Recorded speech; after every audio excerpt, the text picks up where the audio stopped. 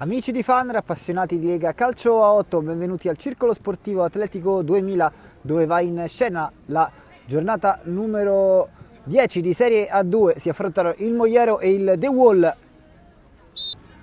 Scarico a destra, poi si propone sulla destra il tiro fortunato da parte del numero 14, il gol dell'1-0. Dopo un rimpallo arriva il gol del vantaggio in area di rigore, un po' di fortuna. Mette in mezzo, inserimento e fallo su Mariani, è abbastanza evidente. Andrà Copparoni, va col destro fortissimo, il gol del pari del The Wall con Copparoni che pareggia su calcio di punizione 1-1. Il campo la riconquista però il numero 5 Massacci e quindi altro fallo, posizione simile rispetto a quella andrà Farina, nuovamente lui, respinge Carbonari ma non basta, non è stato perfetto, il nuovo gol del vantaggio del Moiero. Secondo angolo per il rossoblu, un messo in mezzo interessante e sul secondo palo sbuca Pellegrini che fa 2-2. Messa lunga, sinistro, il gol del vantaggio del The Wall che per la prima volta passa avanti con Duilio Marcella al minuto numero 2 della ripresa, il sorpasso del The Wall.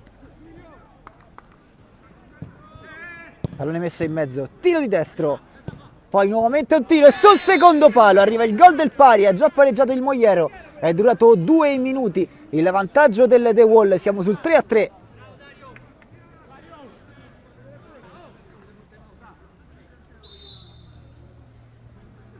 Rimessa con le mani, il destro da parte di Pellegrini che finisce fuori di un soffio.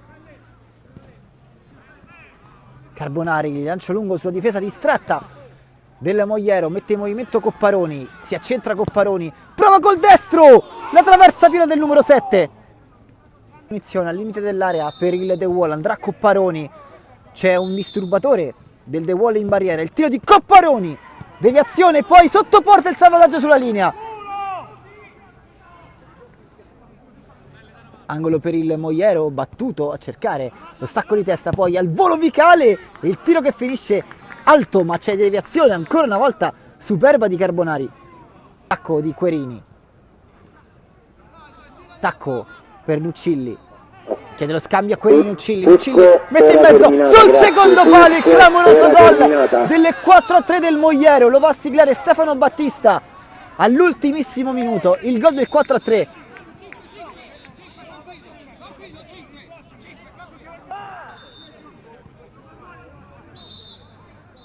E termina qui il match.